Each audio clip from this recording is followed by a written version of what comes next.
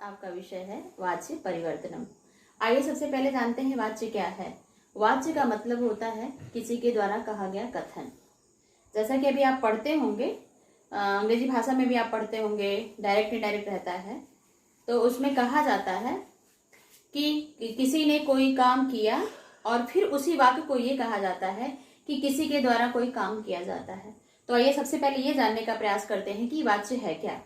तो वाच्य का मतलब होता है किसी व्यक्ति के द्वारा कहा गया कथन, और यह कथन सकारात्मक भी हो सकता है और इसी सकारात्मक वाक्य को हम कर्तृवाच्य के नाम से जानते हैं। आइए चलते हैं, सबसे पहले ये जानें कि कर्तृवाच्य क्या है और वाच्य को कितने भागों में बांटा गया। तो कर्तृवाच्य, कर्मवाच्य और भाववाच्य, यानी किसी के कथन को 3 भागों में बांटा गया है। वो है आपका कर्तृवाच्य। जैसा कि उच्चारण से ही ऐसा प्रतीत हो रहा कि कर्तृवाच्य का मतलब क्या है कि कर्ता की प्रधानता। फिर दूसरा वाच्य है आपका कर्मवाच्य, यानी कर्मवाच्य कहा गया, तो यानी इस वाच्य में किसकी प्रधानता है, कर्म की प्रधानता है। फिर तीसरा वाच्य क्या है, भाववाच्य, यानी इसमें क्या है, भाव की प्रधानता है।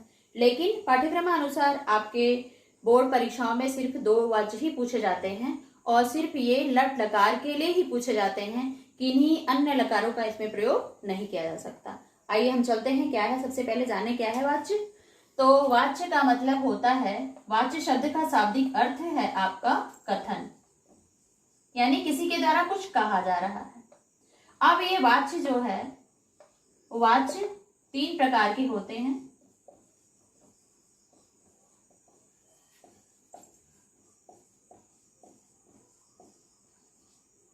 पहला है आपका कर्तृवाच्य और दूसरा है आपका कर्मवाच्य और तीसरा है आपका भाववाच्य। सबसे पहले ये जानने का प्रयास करते हैं कि कर्तृवाच्य में किसकी प्रधानता है। तो सबसे पहले ये जान लें कि जब कर्तृवाच्य कहा जा रहा है तो कर्तृवाच्य में कर्ता की प्रधानता होती है। कर्ता मतलब क्या, कि क्रिया को करने वाला जो व्यक्ति होता है वो कर्ता होता है। एक सकारात्मक वाक्य बनाने के बाद सबसे पहले हम ये जानने का प्रयास करें कि इस वाक्य में कर्ता कौन है, कर्म कौन है और क्रिया कौन है। हम एक वाक्य बनाते हैं कर्तृवाच्य का, सह भोजनम करोति। सबसे पहले हम ये समझने का प्रयास करेंगे कि इसमें कौन सा ऐसा शब्द है जो कर्ता है, कौन सा कर्म है, कौन सी क्रिया है। तो सह यहाँ पर कर्ता है, भोजनम यहाँ पर कर्म है और करोति यहाँ पर क्रिया है। सबसे पहले हम ये जानने का प्रयास करें कि कैसे हम जानेंगे कि सह के साथ हम करोति ही लगाएंगे। तो सीधे यहाँ चलेंगे हम प्रथम पुरुष, मध्यम पुरुष और उत्तम पुरुष की तरफ। तो यहाँ पर प्रथम पुरुष में आपका कर्ता होता है सह, और फिर 2 वचन के लिए तौ और बहुवचन के लिए ते। ये प्रथम पुरुष के लिए है सह तौ ते, और ये मध्यम पुरुष के लिए है त्वम युवाम युवम, और ये है आपका उत्तम पुरुष के लिए अहम आवाम वयम। किसी कर्ता को कैसे हम चेंज करते हैं, तो सीधे चलिए आप, सह के लिए हम लगाएंगे क्या, पठति, और तौ के लिए क्या लगाएंगे हम, पठतः, और ते के लिए क्या लगाएंगे हम, पठन्ति। यानी इस कर्ता के लिए प्रथम पुरुष के लिए क्या लगाएंगे हम, पठति, और तौ के लिए क्या लगाएंगे, पठतः, और ते के लिए क्या लगाएंगे, पठन्ति। यानी अगर वाक्य कोई बनाने का प्रयास करता है कि सकारात्मक या कर्तृवाच्य का वाक्य हम बनाना चाहते हैं, तो हम क्या करेंगे, अगर दूसरा हम बनाना चाहते हैं तो सीधे लिखेंगे तौ पुस्तकम पठतः। अब आप पूछेंगे कि ये तौ के साथ पठता कैसे आया। तो यहाँ पर तौ है, 2 वचन का है, और क्रिया भी क्या है आपकी, 2 वचन की यहाँ पर हमने लगाई है, इसलिए इस तौ के साथ पठता शब्द का प्रयोग किया गया। और पुस्तकम क्या है, 1 वचन का है, इसलिए हमने शब्द जोड़ा तौ पुस्तकम पठतः।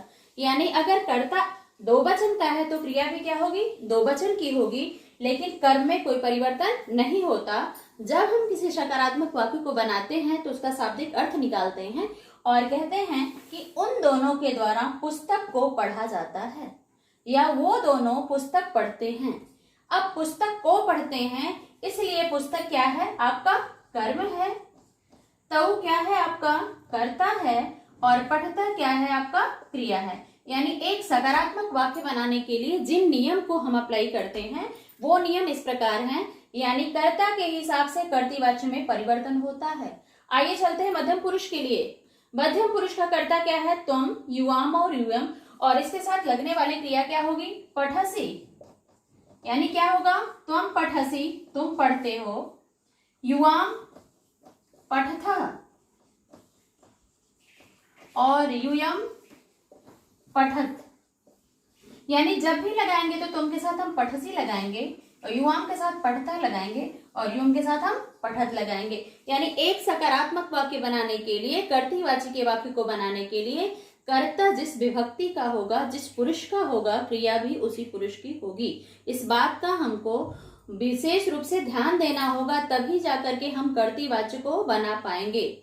कर्तृवाच्य के सामान्य नियम की तरफ चलने का प्रयास करते हैं कि कर्तृवाच्य है क्या। तो सीधी सी बात है कि कर्तृवाच्य में कर्ता की प्रधानता, और कर्म जो है वो द्वितीय विभक्ति का होता है, और क्रिया कर्ता के अनुसार परिवर्तित होती। एक सामान्य निर्देश आप समझने का पूरी तरह प्रयास करें कि अगर स है तो आपका क्या होगा? पठती होगा। स के साथ क्या जोड़ेंगे? पठती। तऊ के साथ क्या जोड़ेंगे? पठतः। और ते के साथ क्या जोड़ेंगे? पठंती। यानी ये नियम आपको अप्लाई करना पड़ेगा कि सह पुस्तकम पठती, तो सह के साथ हमेशा पठती लगता है, इसलिए पठती ही लगाएंगे।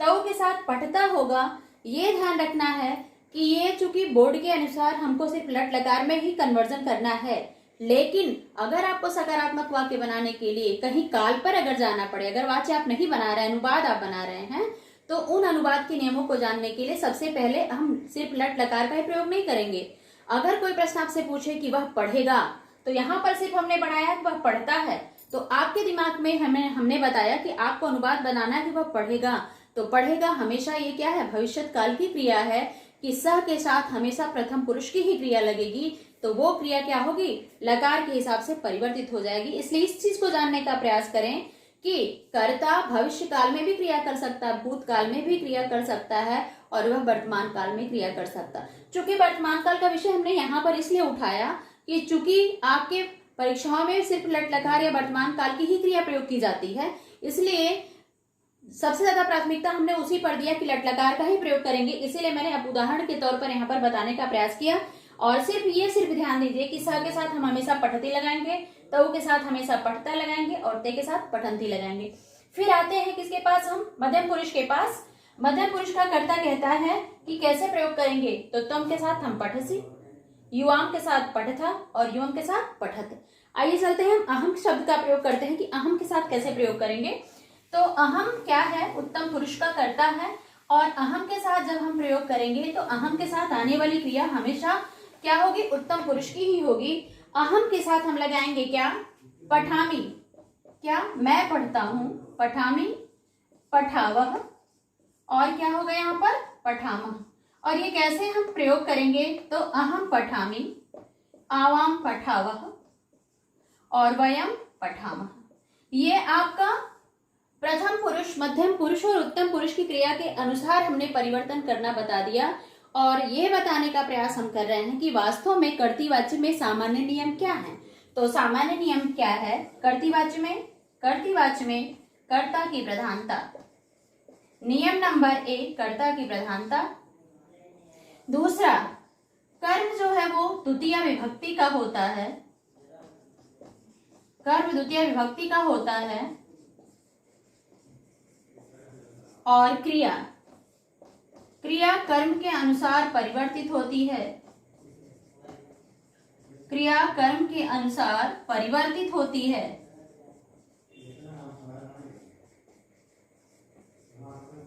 और ये क्रिया क्या होगी? लट लकार की होगी। क्रिया लट लकार की होगी। लट लकार का मतलब क्या है? हंसती हंसता हंसंती, पठती पठता पठंती, गच्छति गच्छता गच्छन्ति। यानी जब स होगा तो आपका ती तह अंति लगेगा, और अगर तुम होगा तो असि थह थ लगेगा, और अगर अहम आवाम वयम होगा तो वहां पर आप लगाएंगे आमी आवा और आमा। सबसे पहले फिर जानने का हम प्रयास करें कि वास्तव में वाच्य है क्या। तो वाच्य क्या है? किसी के द्वारा कहा गया कथन, जिसे आप स्टेटमेंट कहते हैं। कथन है कि वह विद्यालय जाता है, यानी किसी ने कहा कि वह विद्यालय जाता है, तो ये कथन क्या हो गया आपका, कर्तृवाच्य हो गया। यानी वह विद्यालय जाता है और वह कहाँ जाता है, विद्यालय को जाता है, तो को जहां पर लगेगा वहां पर वो कर्म होगा, और जैसा करता होगा क्रिया भी उसी विभक्ति या वचन की होगी। इस बात का हमें विशेष ध्यान देना होगा। सबसे पहले फिर हम नियम पर आए कि कैसे हम जानेंगे कि कर्तृवाच्य का वाक्य है। तो कर्तृवाच्य में कर्ता की प्रधानता, और इस पर भी ध्यान दीजिए कि कर्ता जरूरी नहीं है कि आपका एक वचन का ही होगा। कर्ता एक वचन का भी हो सकता है, दो वचन का भी हो सकता है, बहुवचन का भी हो सकता है। इसी तरह क्रिया भी इसी के अनुसार परिवर्तित होगी। सबसे पहले अगर कोई जानने का आपसे प्रयास करे कि वास्तव में कर्तृवाच्य है क्या, तो सिर्फ ये बताने का प्रयास करेंगे कि कर्ता की प्रधानता होती है, लेकिन कर्ता वो एक वचन का भी हो सकता है, दो वचन का भी हो सकता है, बहुवचन का हो सकता है, लेकिन क्या है, कर्ता हमेशा प्रथमा विभक्ति का ही होगा। कर्ता हमेशा प्रथमा विभक्ति का ही होगा। और कर्म क्या होगा, कर्म द्वितीय विभक्ति का होगा। इस पर भी ध्यान देना है कि जरूरी नहीं कि वह पुस्तक पढ़ता है तो पुस्तकें पठतः, वे दोनों दो पुस्तक पढ़ते हैं। यहाँ पर कर्म एक वचन का भी, द्वितीय व्यक्ति एक वचन का भी हो सकता है, द्वितीय व्यक्ति दो वचन का भी हो सकता है, द्वितीय व्यक्ति बहुवचन का भी हो सकता है। और फिर क्या है, क्रिया। क्रिया कर्म के अनुसार परिवर्तित होगी। किसमें, क्रिया हमेशा कर्ता के अनुसार परिवर्तित होगी। क्रिया कर्ता के अनुसार परिवर्तित होगी। कर्तृवाच्य में क्रिया कर्ता के अनुसार परिवर्तित होगी। अगर कर्ता एक वचन का तो क्रिया भी क्या होगी, प्रथम पुरुष की होगी।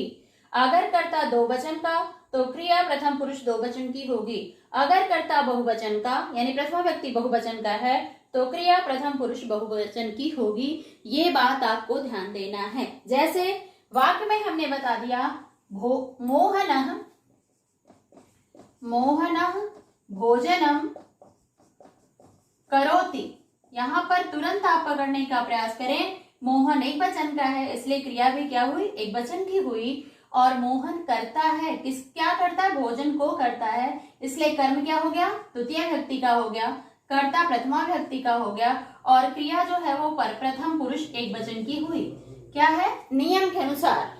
इसी को अगर हमने कहा कि वे दोनों पुस्तक को पढ़ते हैं, तो यहां पर लिखेंगे तौ पुस्तके पठतः। आप पूछेंगे क्यों, क्योंकि तौ क्या है, प्रथमा व्यक्ति दो वचन का है, तो क्रिया भी प्रथम पुरुष दो वचन की हुई। यहाँ पर मैंने सबसे पहले बताया था। और पुस्तकम पुस्तके पुस्तकानी जो है ये नपुंसकलिंग दो वचन का है, इसलिए वे दोनों दो पुस्तकों को पढ़ते हैं, तो कर्ता आपका दो वचन, प्रथमा व्यक्ति दो वचन का, कर्म आपका द्वितीय व्यक्ति दो वचन का, और क्रिया आपका कर्ता के अनुसार परिवर्तित हुई। अर्थात कहने का मतलब यह है कि कर्तृवाच्य के वाक्य को बनाने के लिए सबसे पहले हमें कर्ता की पहचान करनी होगी, फिर हम कर्म को पहचानेंगे, फिर हम क्रिया को पहचानेंगे। अगर कर्ता को हमने पहचान लिया तो क्रिया को हमने पहचान लिया, क्योंकि कर्ता के अनुसार ही क्रिया पर परिवर्तित होगा। और कर्म क्या होगा, द्वितीय व्यक्ति का होगा।